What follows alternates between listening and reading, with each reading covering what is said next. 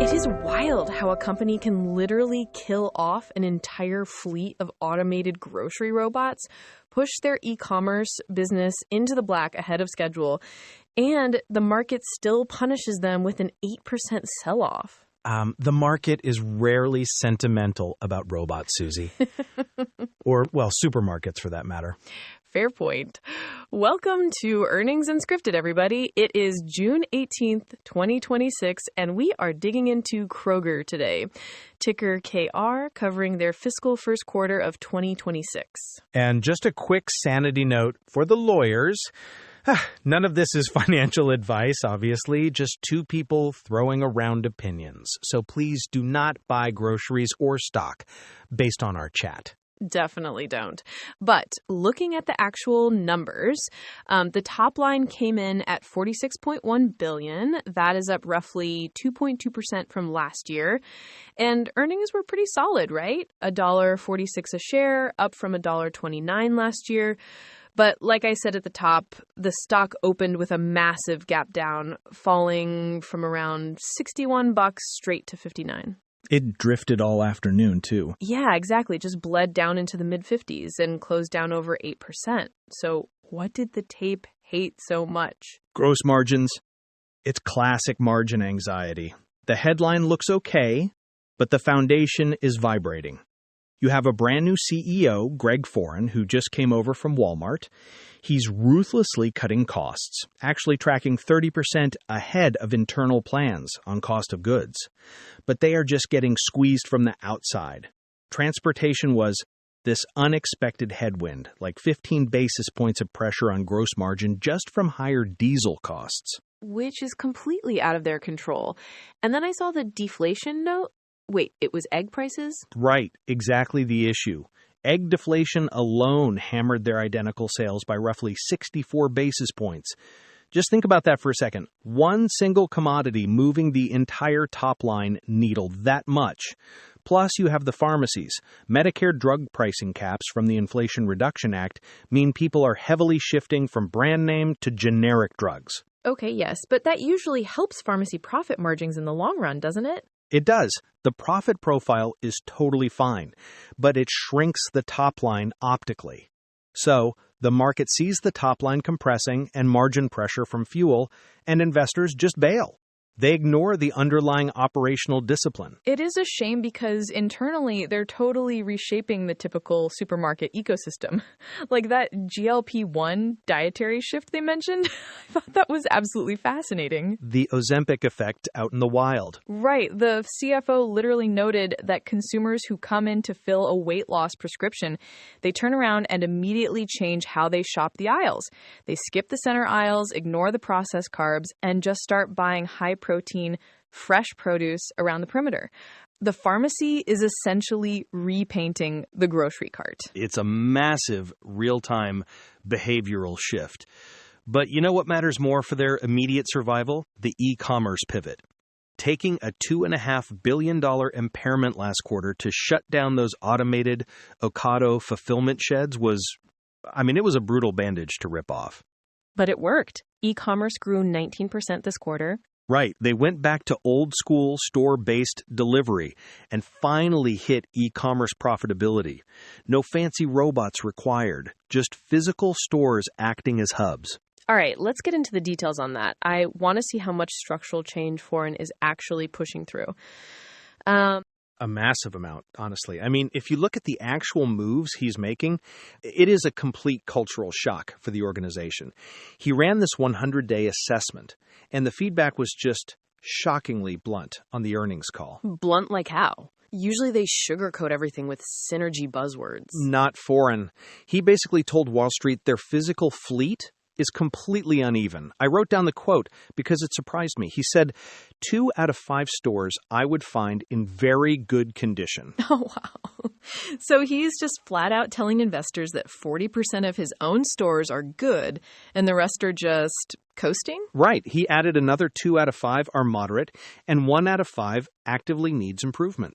You just never hear a CEO admit that 20% of their real estate is lagging without blaming it on interest rates or the macroeconomy. Yeah, that is rare candor. He owned it completely. He actually followed up by saying their operating costs have been growing faster than sales, and he literally called it unacceptable.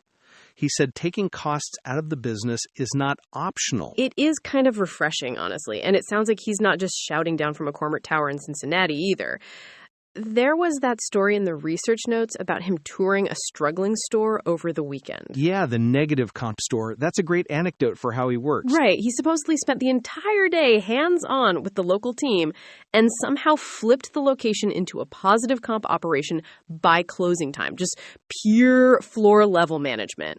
It shows it really makes a difference when someone cares about the actual physical floor. Which is exactly what you expect from an ex-Walmart executive.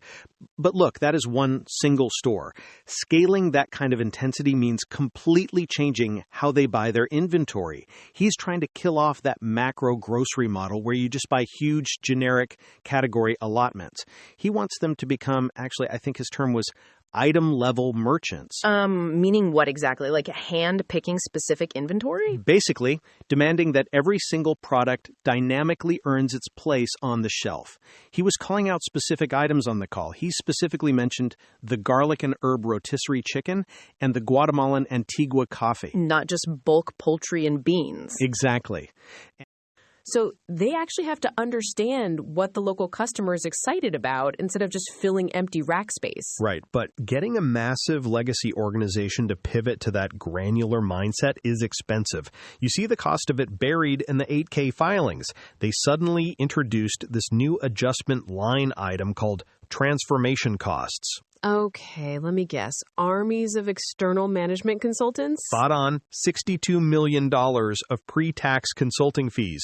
They are pulling those numbers out of the adjusted metrics because Foran is forcing this restructure so aggressively. Fair enough. Honestly, if he can fix 20% of the fleet, a $62 million consulting bill is probably a rounding error in the long run. Sure, except that is not the only extra bill they are paying. You can perfect the rotisserie chicken strategy all day, but they still have this massive legal ghost haunting the balance sheet. Oh, geez. You were talking about the Albertsons breakup check. Yeah, the merger is totally dead in the water thanks to the FTC, but Albertsons is still aggressively suing them in Delaware Chancery Court. They want a $600 million termination fee. That is painful. And I saw they booked, was it $25 million just this quarter purely for litigation? Right. $25 million pre-tax just to argue with lawyers about a deal that never even happened. It is a huge anchor on the cash flow when Foran is actively trying to squeeze pennies out of the daily operations. And they probably cannot push too hard on the employee wages side either. Not with that multi-employer union pension issue hovering around them. Yeah, the estimated $1.2 billion underfunding state. $1.2 billion. That is... wow. I mean, you need your floor workers totally engaged right now to pull off this hyper-focused item merchant turnaround.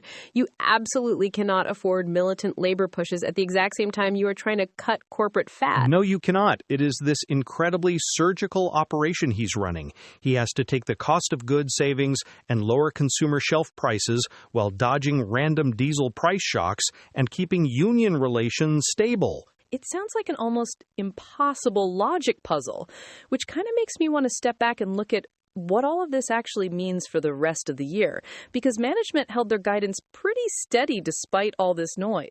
Yeah, they completely maintained the full-year outlook. Ex-fuel, identical sales up 1% to 2%.